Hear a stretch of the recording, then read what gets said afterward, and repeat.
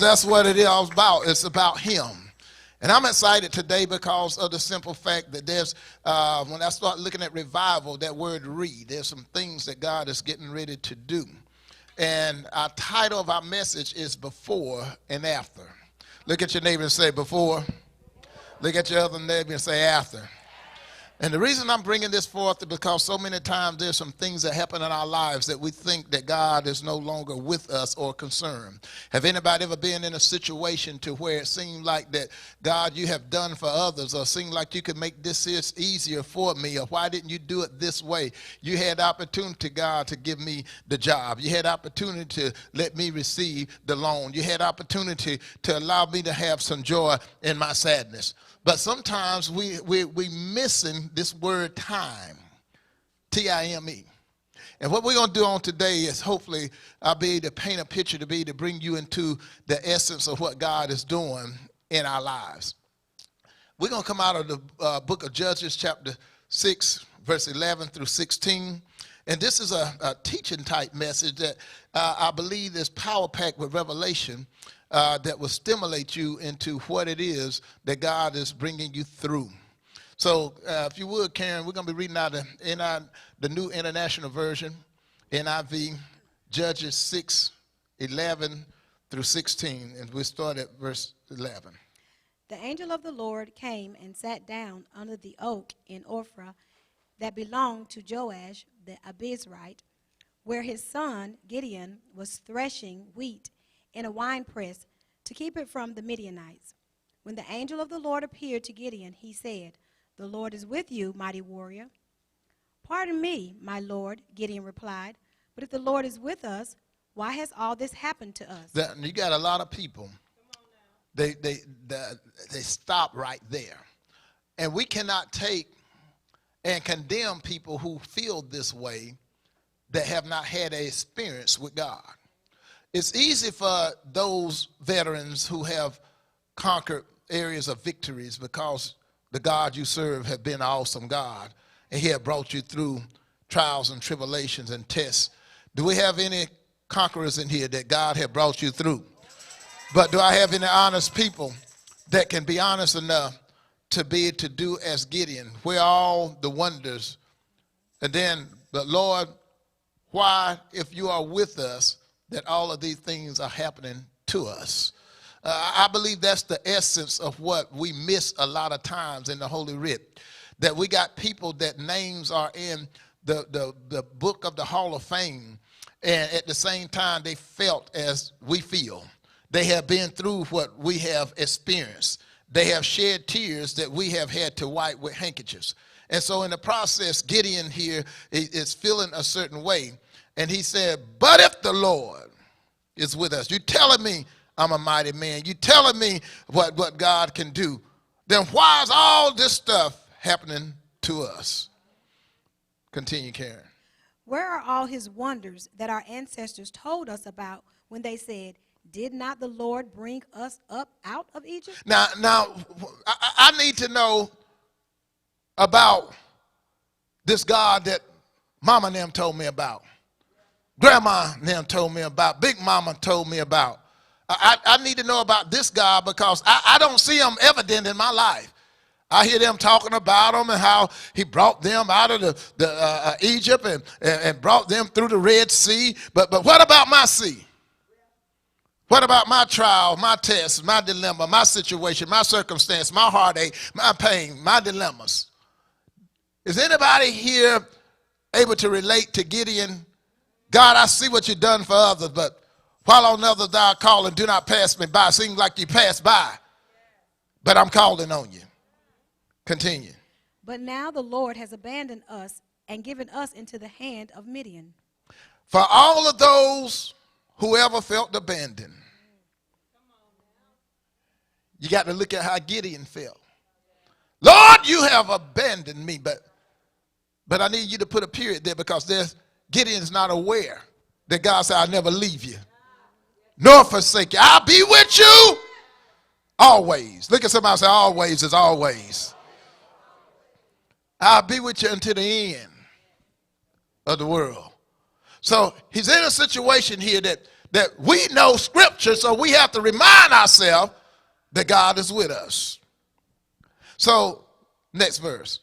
The Lord turned to him and said, "Go in the strength you have and save Israel out of Midian's hand." Oh, I like this. Sometimes we read this and we miss it because we go to the point and we say, but now the Lord have abandoned us and given us into the hand of the Midianites. But then God turns around in the next verse and say, go in the strength that you have.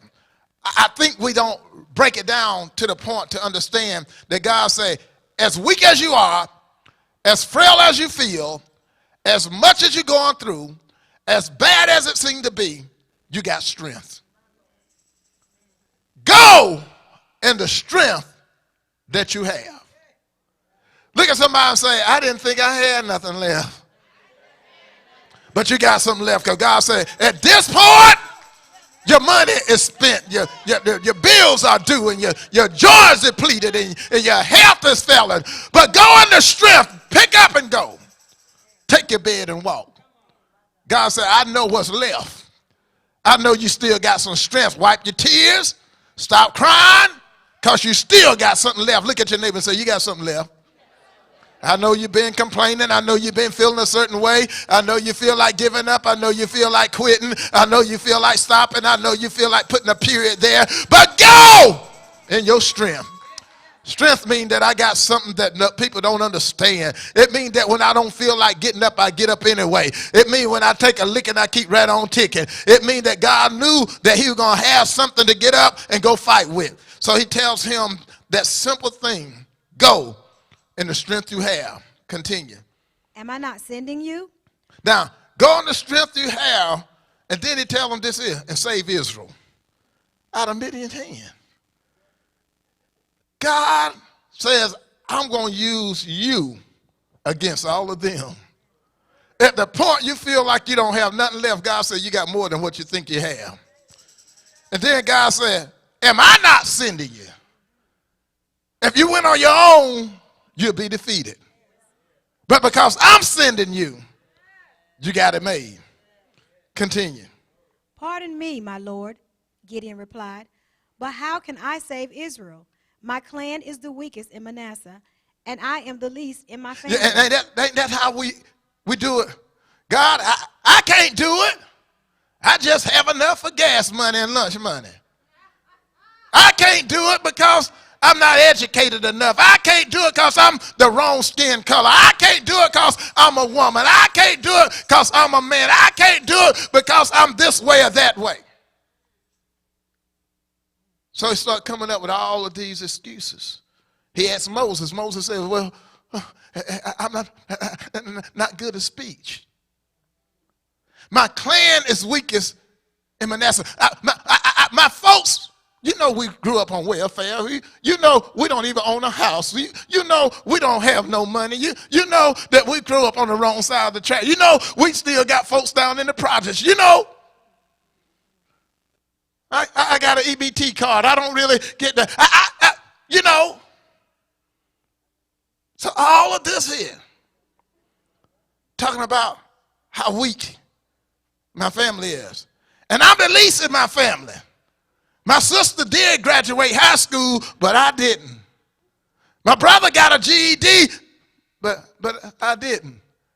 One of them, my older sister, she did get married, but I got all these kids out of wedlock. I'm the weakest out of all of, they call me the black sheep. When they look at me, they don't see anything. They look at me, I'm the weakest out of the bad, out of the worst. And you mean to tell me that you're going to use me? Anybody ever felt like that? I come this morning as the evangelist to bring about an area of change that I believe God going to bring you into a place of rejoicing, because you're going to understand in a little bit just who you are in him. But until you can identify where you ever been, you'll never know where God is getting ready to take you. And so they didn't feel like anything. I won't ask to go to the prom. They just laughed and picked with me. I won't ask to be on the team. I used to hate whenever they came down to kickball or basketball because I was looking like this here because nobody was going to pick me. I was scared to raise my hand in school because I didn't know the answer. I was scared to take the test because I'm good when I can answer certain questions, but I freeze up when it comes down to it. I second guess myself.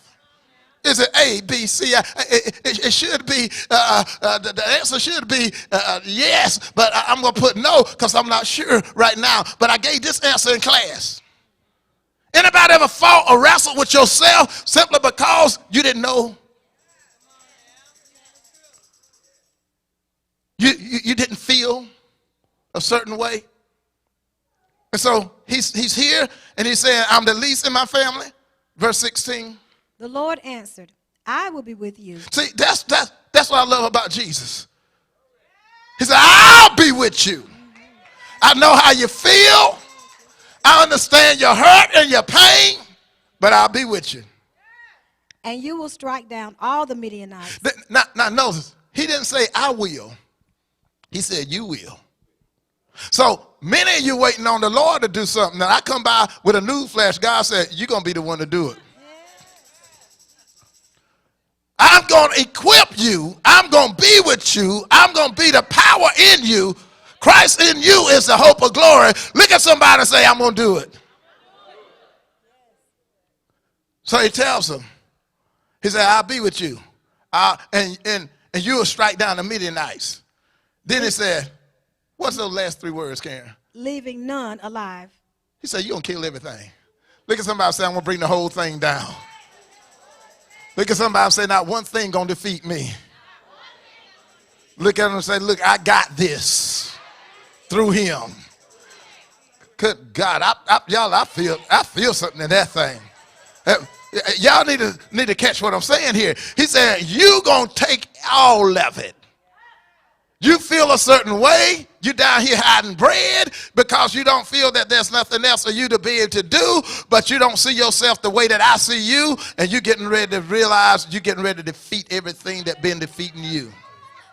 But something happened strange here. First time I really ever saw this church is, and I've been reading this book all the time dealing with Gideon, but Gideon does something here that I believe that 2020 is the year of vision. I believe that God's going to bring us to a place in his word that we're going to start seeing stuff that's going to bring us into our wealthy place, because the Bible let us know this here, my people destroy for the lack of knowledge. Because you reject knowledge, I reject you. But he also tells us that at the end time, he's going to pour his spirit out upon all flesh, that your sons and your daughter should prophesy. Old men see dreams and old young men have vision. So here's what's going to happen. You're going to be reading the word and God's going to start popping stuff out at you that you never have recognized before.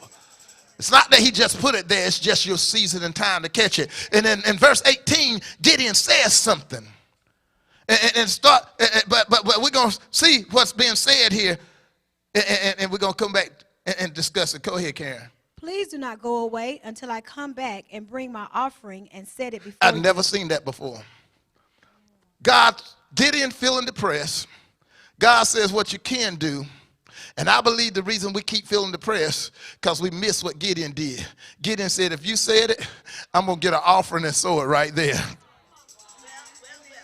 I believe that's why some people, when I'm preaching, that when they come and they sow a seed offering, they don't realize the blessing that they're going to get because they just heard a word that pricked their spirit. And I'm not saying that to try to get you to flood or bring anything to the altar, because that got to be in your spirit. But I am saying that because you've been doing it, God is saying that now I will honor it. Because Gideon said, I was feeling this way. I needed this thing. And guess what? I felt like I didn't have nothing but a little bit of bread. I look at the woman that had nothing but a little bit of meal and a little bit of oil. Until she sold something, nothing was able to come back to her. God from Zion. And then in the process with Gideon tells him this. He said, okay, I heard what you said. I just told you how I felt. I don't know. I don't know you. I've heard about you, and I ain't seen nothing you done for me yet. What have you done for me lately? And in the process of all this that's going on, you just said, I'm going to be a mighty warrior. You just said that I'm going to defeat my enemy. And since you said it, if I'm going to take and walk in it, I can't do nothing further verse until I sow into what you just said. So I got to bring a sacrifice in order to go by what you have said to materialize in my life. Can somebody understand what God is saying to you on this morning? I come by to revive us, not just somebody, to let you understand that until you can sow into the word that God gives you, there's things that may not happen for you in your life. Notice what the verse says. Please do not go away until I come back. I don't have no money. I'll go borrow it to sow into that word.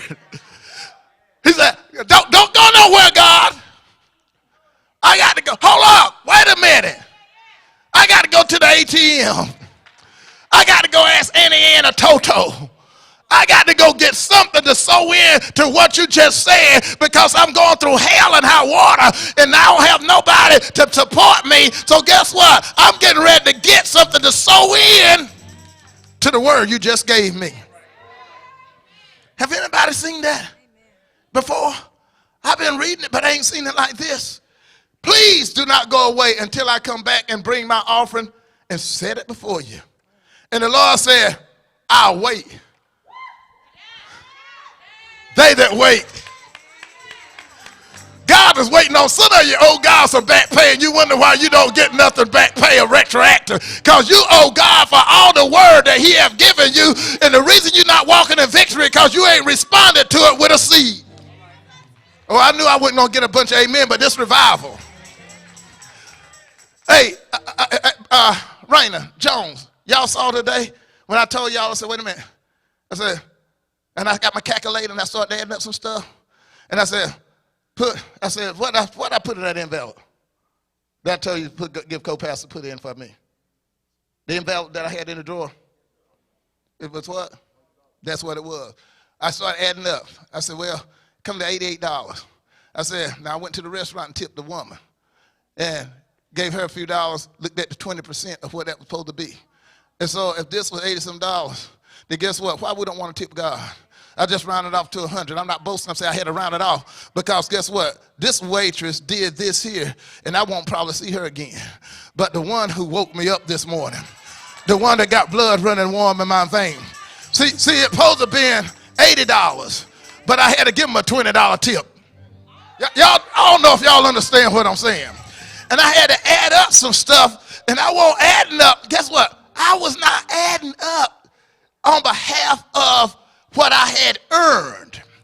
I was adding up on what he had spoke that brought me into my earning. He spoke some stuff that brought some extra stuff in, and I said, I got to sow into what you spoke. So I had to go back and retroact, because what he spoke was a couple of weeks ago, and I didn't know this verse then because I didn't realize it till last night. So this morning when I got up, and my bed on a cooling board, I got up in my right mind. I got up, and I decided I had to make a conscious decision. And I decided, and I said to myself, and myself said to me, you cannot stay in the condition you in, so you better do something different. So I had to bust a move. And I had to bust a move because I believe this word that if I sow into what God speaks, that it's going to surely come to pass. Now, I'm not asking you for an offering. I'm asking you for your attention. Because if you give me your attention and you believe the word, guess what? The word going to produce in you fruit that's going to bring about everlasting life. And when you start realizing that, get into, and God said, look at here. Get in, and the Lord said, I'll wait until you return. I'll wait until you bring it. And so what I had to do, because I believe what God is getting ready to do for me in my life. I can't speak for you because I can't speak for your faith. I can't speak for you because I can't speak for what you hear and you move upon. But I can speak. I believe that a change is already here. See, let me tell you why I believe this is. God lives in eternity, and we live in time. Look at your neighbor and say time. Think of time as something that God created but not subject to. In the beginning there was God before there was a first day. God existed before there was a calendar and before there was a watch. Before there was a tick or a tock, there was God. Before there was a Monday, Tuesday, Wednesday, Thursday, Friday, Saturday, or Sunday, there was God. Before there was an evening or morning, there was God. Before there was a first day, a first week, a first month, or first year, there was God. Before the sun ever set, there was God. Before the night ever appeared, there was God. There was God before anyone was able to acknowledge there was God. And beside him, there's no other. God lives in eternity. God doesn't have to get in a hurry because God don't get old. You know, and see, we bothered because it seems like God ain't in a hurry because we're getting older. We're bothered because it seems like God ain't moving at the rate that we feel like we're getting older. Have anybody got over the threshold of 50 and it seemed like that the clock, you look at, he said, my gosh, let me prophesy. Some of you saying it's already Halloween. We ready to enter into Thanksgiving. Ain't long for Christmas. And you say, let me prophesy. Where did the year go? I can't believe it shot by that quick. We're already in fall. When you start getting of a certain age, it start getting quicker. And you start getting quicker and quicker. You say, I can't believe I'm already 40. Then you say, Lordy, put your name down 40. Now you're 50. And you start talking about, ooh, you remember whenever you were much younger, when you was in your 20s, and somebody said they were 50 or 60, you said, they old. And now you 50 and you hear somebody dying at 60, and you say, they died young. Because life got a way of time catching up with you. Anything born outside of time is ageless. That's part of being eternal. Eternity created time. It's like an offspring of it. Eternity created time. And time is an offspring of eternity. The celestial created the terrestrial. Now, when you say terrestrial, no, the celestial, C-E-L-E-S-T-I-A-L, that's dealing with more of the creation, that area apart. But when you say terrestrial, T-E-R-R-E-S-T-R-I-A-L, and notice that T-R-I-A-L is trial, which means earth, which means when the Creator created us, he placed us on earth, and earth placed us in trials. Anybody been through any trials lately? In this world, you should have trials and tribulation. So, the great God who he is, notice both of these words sound close to the same, but they ain't spelt the same on the end. We go through trials here on earth. How am I going to make it on earth if I don't hook into the celestial? Because I'm going through some trials. Anybody feel like you're going through some temptation and tests and trials and tribulations? And so while you're going through this here, you got to know who to look to. The divine created the human. The divine is God. The supernatural created the natural. David said about God, from everlasting to everlasting, thou who? I don't think y'all been reading. I'm going to do it one more time. David said these words right here. He said, from everlasting to everlasting, thou art. Okay, we got better just then. Okay. You were God before there was a where or when or what or then. You was God. God alone, God all by himself. That's why I don't pray to the universe, because he created the universe. I pray to him, God.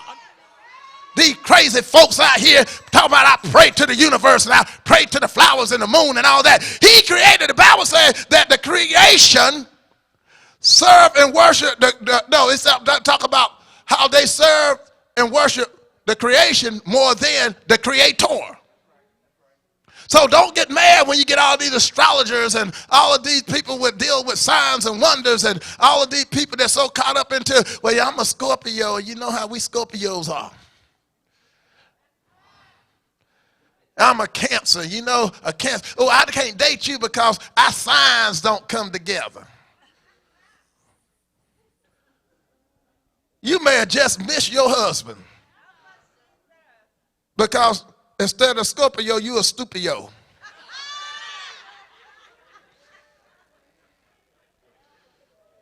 Could have missed your wife. Because we're more concerned with what comes out in the newspaper. We look at want ads and stuff, and it don't always come your way either. So we got to get concerned with God, the creator of the universe. And so when we deal with God, we have to realize that God alone, God all by himself, that's why we can't pray to nothing but him. The Bible says, for the Lamb was slain before the foundation of the world. Look, I want y'all to repeat after me. The Lamb was slain before the foundation of the world. One more time, now let it sink in. Look at your neighbor and say, you aren't paying attention. The Lamb was slain, was killed before the foundation of the world. In other words, saying Jesus was crucified before Adam and Eve was born. I want that to marinate. Put the pot on and let it sizzle a little bit. Jesus was crucified before Adam and Eve was created. Why would that need to be? Now, I told you I'm going to mess with you a little bit this morning. Once again, the Bible says, not McGrady, for the Lamb was slain before the foundation of the world. I need someone real quick to find that verse for me. Even though I got it wrote down, I just need one person because I need everybody. Cheryl, you go ahead and find it. Everybody else can pay attention here. We let Cheryl find it. Take her a good while. We know who I was talking about earlier. But anyway, okay. The Bible said, for the Lamb was slain before the foundation of the world. In other words, saying Jesus was crucified before Adam and Eve have ever messed up. Good God from Zion. He was crucified before they ever messed up. That means that God had the answer in eternity before time produced the question.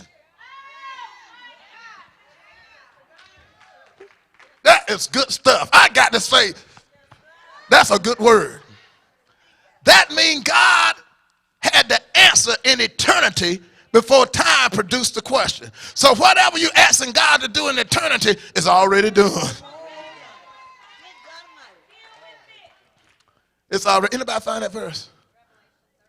Come up here and put it in the mic for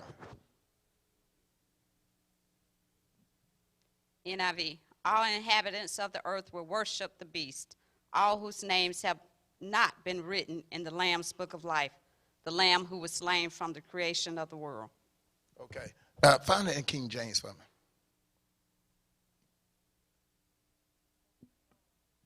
And all that dwell upon the earth shall worship him, whose names are not written in the book of life of the Lamb slain from the foundation of the world. There you go.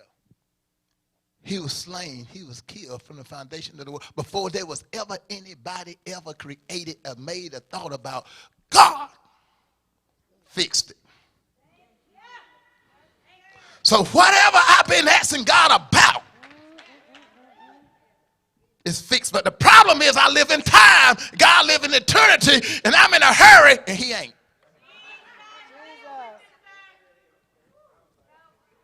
Let's prove it. Let's prove it. Job said, read Karen, Job 16:19. Also now, behold, my witness is in heaven. My witness is in heaven. Can I get a witness? My witness is in heaven. Go ahead. And my record is on high. And my record is on high. So my witness is in heaven and my record is on high. In eternity, it's already done. In eternity, I'm already healed. In eternity, I'm already blessed. In eternity, I'm already loose. In eternity, I'm already free. In eternity, there's no wheelchairs. You hear me over there? Listen. In eternity, there's no sadness. God lives in eternity, but he created time so I have an address, so I have appreciation of days. So God gave me an area of time so I can appreciate him. Because you cannot appreciate what you don't have. If you got too much time on your hand, you don't appreciate stuff. In other words, if you got too much of anything, whenever you have a little bit of gas, you watch, and it's become precious where you go. You say, I ain't running all over town because I don't have but a little bit of gas. But when your tank is running over and your pockets is fat, oh, where you want to go?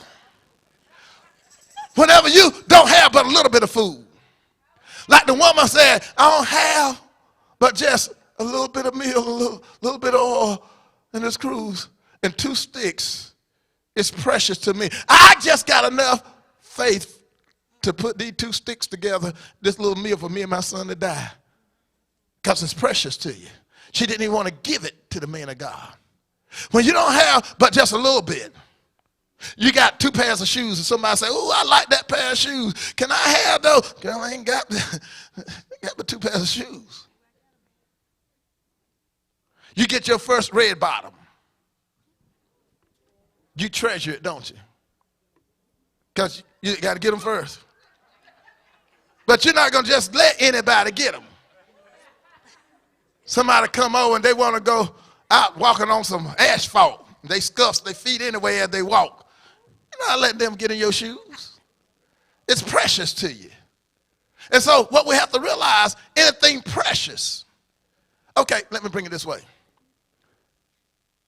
You now get him or her, and that's it. I mean, it's all that bag of chips, everything. And your girlfriend tell you, girl, you want to go out with me today? Yeah, I go. Then boo call. Hey, baby. Hey, baby. And boo start telling you what he want to do. I don't know if you have something planned, but I got these tickets. Then I'm going to take, I've just been grilling with you on my mind. Do you drink wine?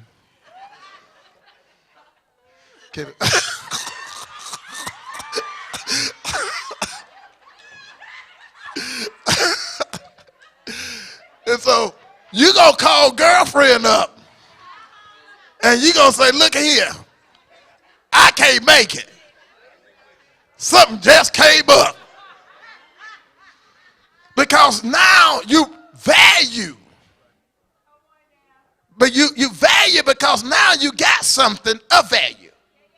So when you start dealing with the word of God, you got to realize you got to appreciate your day. Psalms 90 and 12 says this here. Go ahead, Karen. So teach us to number our days. Oh, teach us. So what God do, let stuff happen as a taskmaster to teach you to number your days. Let me tell you, it make you feel good. If you ever been sick for a period of time, it make you feel good to number your days on how long you've been well. Somebody say, how you feel? Oh, I've been feeling good this whole week. Especially you've been sick for months on months. You're going to say, oh, I've been. Now, some people like attention, but for those who don't like that kind of attention and want to be healed and well, you start immediately saying, oh, child, you just don't know how good it feels. I got a little bit of pain, but it ain't that bad because, oh, the way I was feeling last month.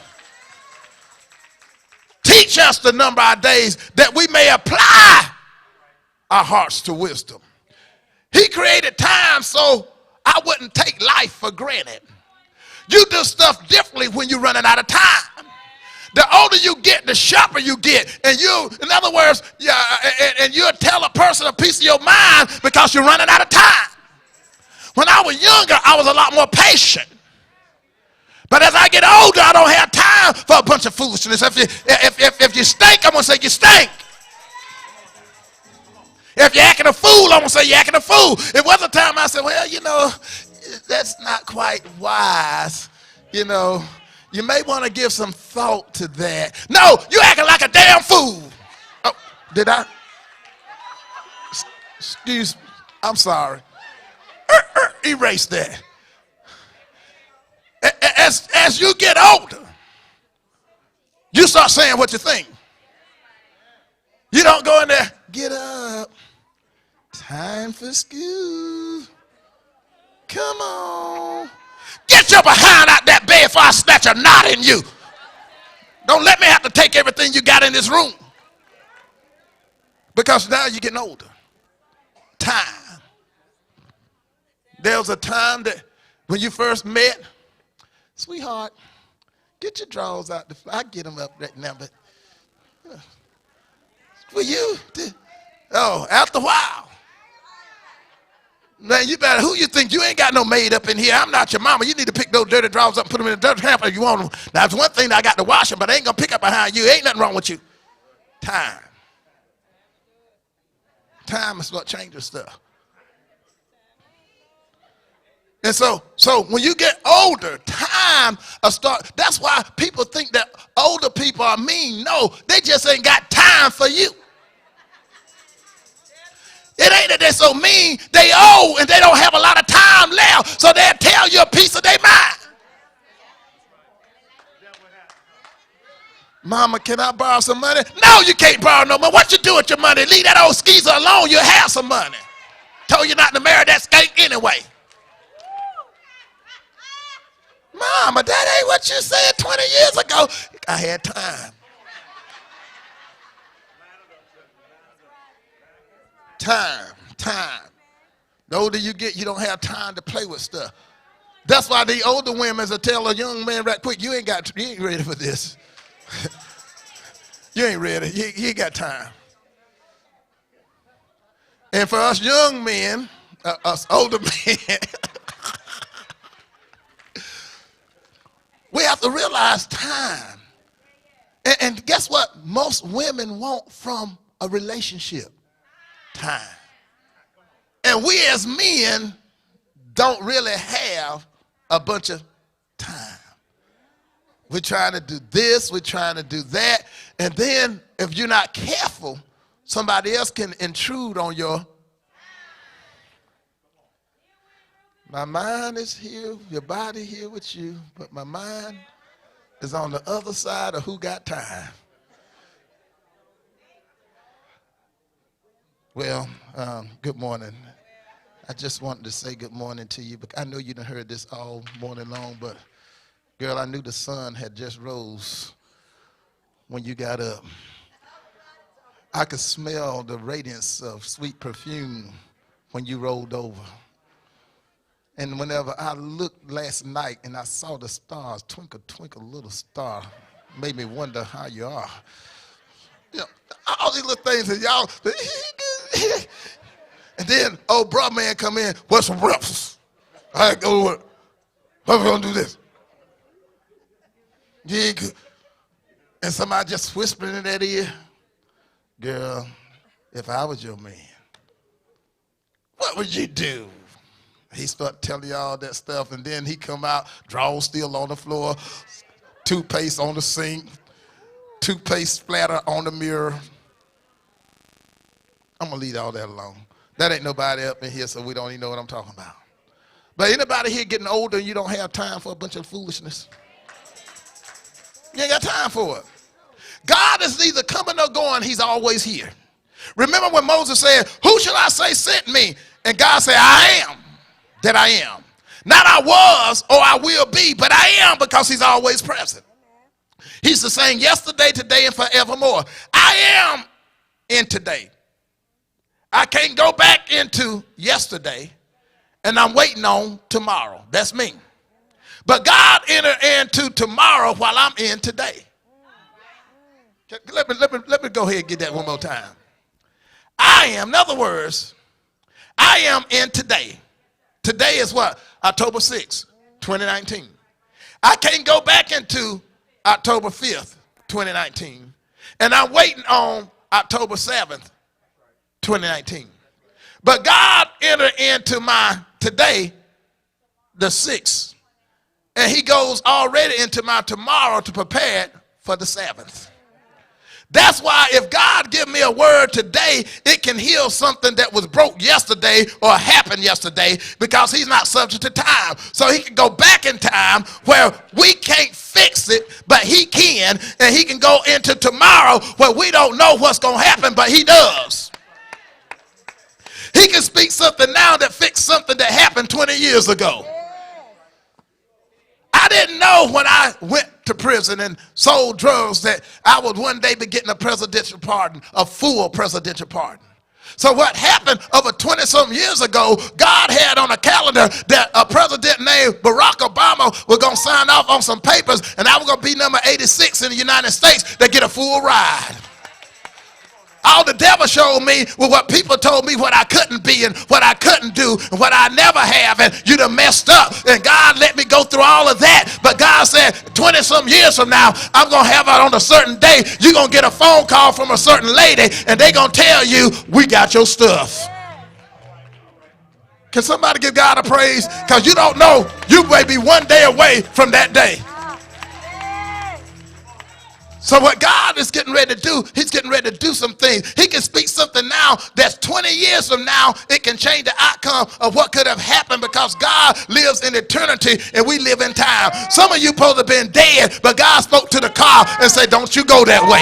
Some of you supposed to have been dead, but God said, don't you crank up this morning. Some of you supposed to have been dead because God said, no, leave that Negro alone because he got AIDS and HIV and you'll be dead in a few years. There's some stuff that God did not let happen because he had you on his mind. If you read Genesis over and over again, you'll see the word R-E. He restored, he replenished, he redeemed. Is to do over again. He did it over again, mean it's been done before.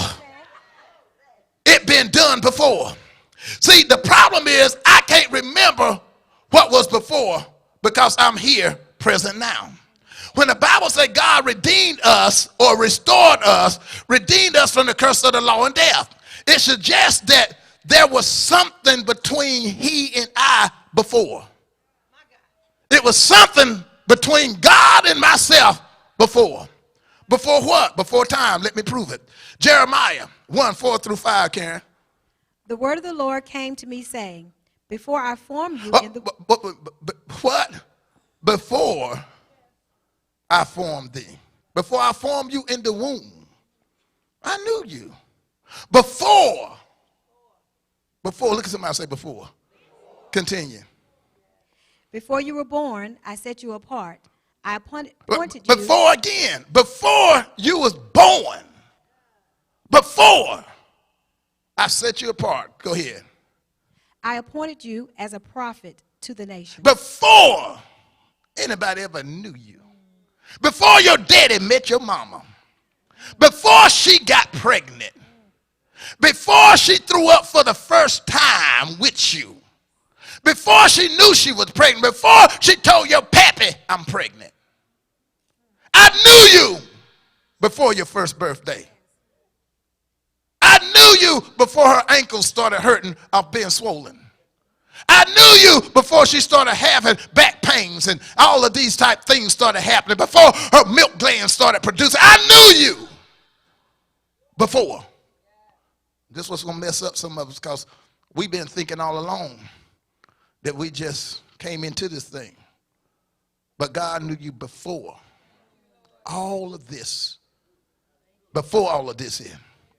And then he goes on to let us know this here. He says, I set you apart.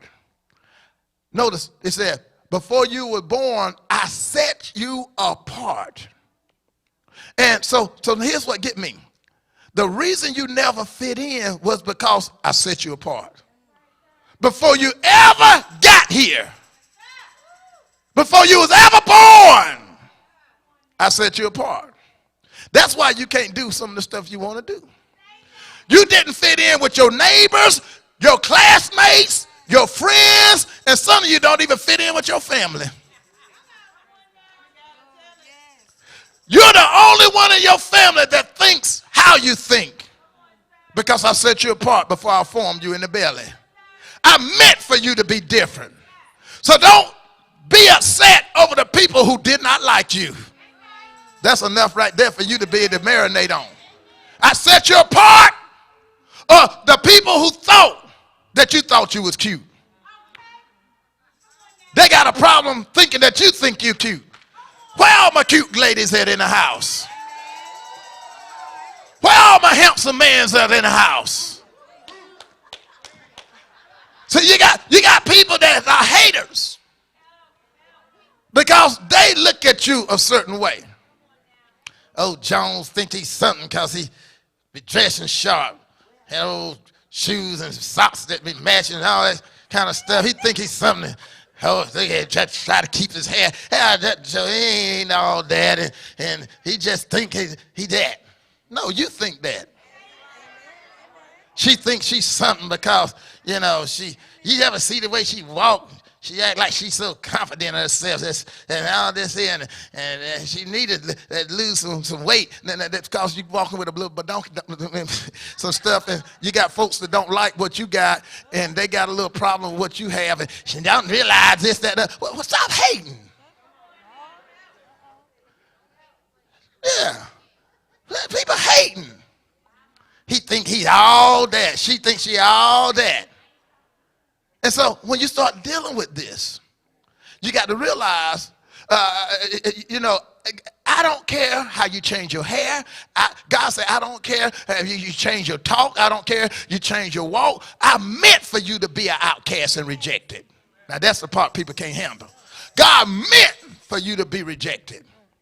I meant for you to be different before I formed you in the belly. I knew you. I ordained you. I set you apart. He knew me in eternity past. Eternity past is an oxymoron. It's a thing that totally disagree with each other. Eternity can't have a past. But eternity is my way of describing God. And past is my human way of expressing my reality. In other words, it's a human attempt to describe something that's divine. Past, present, and future are human terms, where eternity is God's term. Eternity past, before I was born, he knew me. I had a relationship with him before I met my mother. That's why when he called me, I recognized his voice. Now here's where it started getting a shift on you. Look at your neighbor and say, look out for the shift. Before I was born, we just proved he knew me, am I right? I had a relationship with him before I met my mother. That's why when he called me, I recognized his voice. He said, my sheep know my voice, and the stranger he will not answer. That's why you can go to church and get blessed, and the person you went with don't get nothing. Maybe they didn't recognize the voice. I knew the voice before I read the word. You know the word, but I know the voice. So it's different when you got all of these knowledgeable people but don't know his voice. A lot of people know scripture, but they don't know the voice. He said, before you were in your past time, he said, you were just a spirit, and I was just a spirit. Just a spirit? God, you saying just a spirit? Before taking on flesh through my son Jesus, prior to that, I was nothing but spirit. They said, I knew you. We connected, we hooked up, we got together. I agreed to send you into time. But here's the deal. I knew you. I agreed I'm going to send you. Who shall I send? Send me, I'll go. I'm going to send you into time. But here's the deal. If I send you into time, you're going to forget what we had in eternity. When I send you into time, and you go into that womb, and you go in there for 3 trimesters, and you realize you're a living nephesh. You are a fish because you're living in water for 9 months. Nephesh, you are a fish. That's why you see all these little fish signs on back of cars talking about Christians and so forth. There's a lot to that. But the bottom line is this here. He said, you going to forget our hookup. Because now you're going to become a part of something else. And I'm going to erase your memory. See, if I send you into time, you're going to forget what we had in eternity. That's what being lost is about. First of all, I can't be lost if I don't belong to somebody. When we say I was lost, oh, that child, she just lost. He just lost. But we're saying without a savior, he was just lost. When we get to say, y'all remember the old church that all they used to talk about, he was lost. And I can't be lost if there's not a place for me. Whenever you lose your keys, it's not a case that your keys are not in a place. It's a case that you don't know any longer where they are. You can't remember. And what God did, he put us in time and we can't remember. You ever hunted so hard and you start trying to go back? Say, I know. Last place I went, I was at the store. And when I left the store, I came home and I put it right on the dresser. I thought. Anybody seen them? And you start going through all your stuff because you can't remember. When you left eternity and came to time, you can no longer remember. And so what happens is this. So being lost is not just about sinful activity that the church make it seem. It's also about not remembering. Let me summarize. And I'm going to let you out here. Give me 5 minutes. We're gone. I got some things to do, and you do too. He says, I'm going to send you into time, and you're going to walk into time, and the moment you come out of your mother's womb, you won't remember that you knew me before. But I set you apart. I won't lose track of you. You got a different fingerprint than anybody else. The hairs on your head is numbered. I know every one. I know your DNA. I know your color. I know your skin tone. I know everything about you. I got a tracking device on you. I know you. I know how long you're going to be in the womb. I know if you're going to be premature. I know if you're going to stay in longer. I know you. And so, and when I get ready for you, I'm going to call you.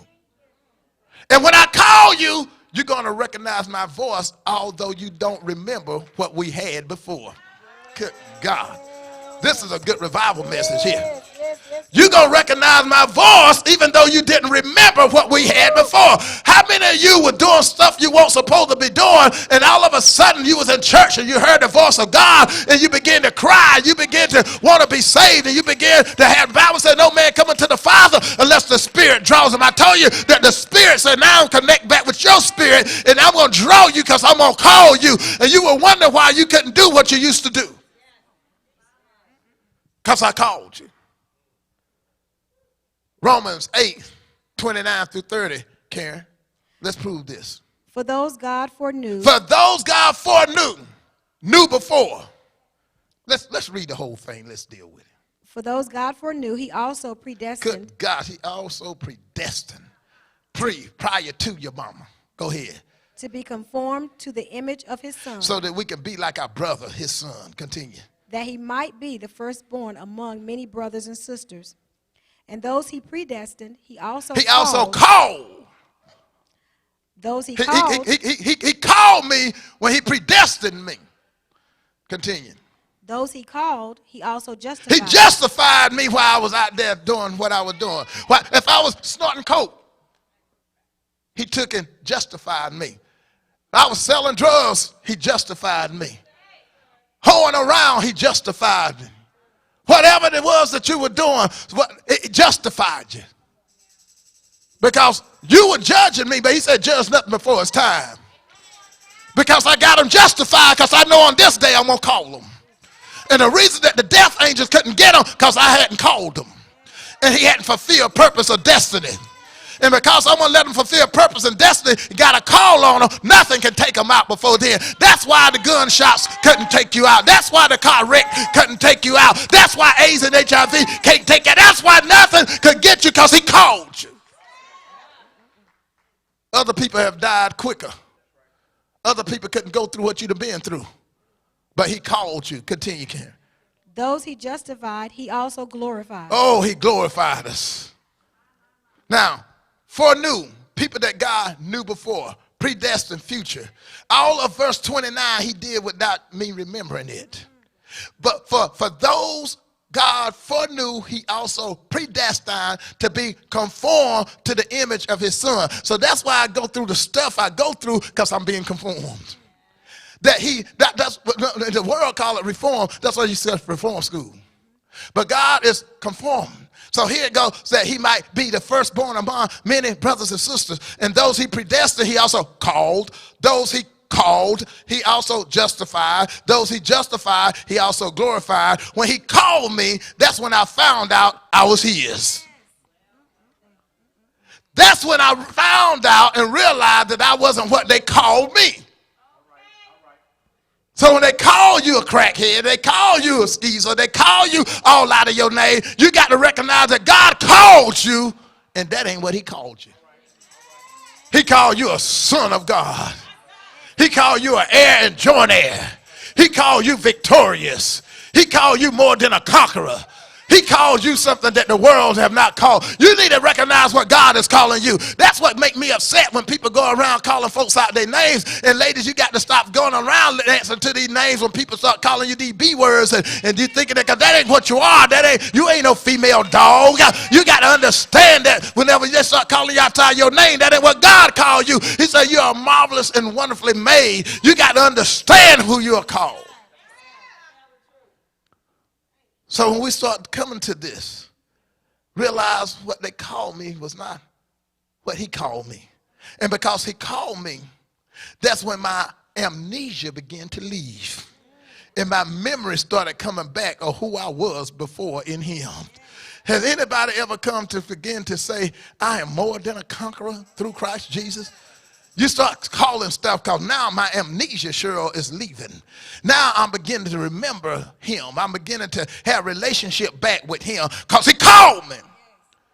And so it didn't matter what I was in when he called me. And all that mattered to me is that he did call me. I could have been in a strip club when he called me. I could have been getting high. If I was in a homosexual activity, gay club, whatsoever, he called. You got people that be sitting on bar stools, he called. You got to realize no matter what's going on, when he called you, things just won't the same no more. And all of a sudden, what used to make me happy doesn't make me happy anymore because he called me. And what used to give me joy doesn't give me joy anymore because he called me. Now I had to work my way out of it because when he first called me, still I had attachment to some stuff. But the old folks used to say, places I used to go, I don't go no more. Things I used to do, I don't do no more. But for those that's being conformed, we still sometimes like what it is that we go through and do. But you know, something on the inside convicts you to let you know you're called. And even though you may fall, he said the steps of a good man is ordered by the Lord, and he delighteth in his way. Though he stumble and fall, he should not be utterly cast down. God has a way of disrupting your life because he called you. Last verse, last scripture, Ephesians 1:9, Karen. He made known to us the mystery of his will according to his good pleasure, which he purposed in Christ. This is what called is about. He meant for everything in your life to happen in time, the way it happened, when it happened, how it happened. And this is what Romans 8:28 deals with. And we know that in all things, God works for the good of those who love him, who have been called according to his purpose. There's a purpose in your pain. You're not just having pain to have pain. God is birthing something. I'm going to stop right there. I'm nowhere near through, but I'm going to stop right there. I need you to understand that what God is doing is waking up your senses. I want to revive you to understand that God is bringing you out of your amnesia. He's getting ready to bring you into knowing who you are in him. And when you start recognizing who you are in him, then that should give you assurance that God, blessed assurance, Jesus is mine. And so what's getting ready to happen is he's getting ready to bring you into the knowledge of who you're supposed to be. And when you come to who you're supposed to be, you're going to have the knowledge of what you're supposed to have. Look at your neighbor and say, neighbor, we're going somewhere. I need for us real briefly, those individuals that need God to speak so clearly in your call. So just stand up right where you are.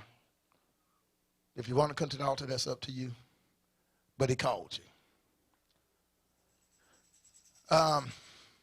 Revival messages are always different and difficult for me because people don't want to be revived.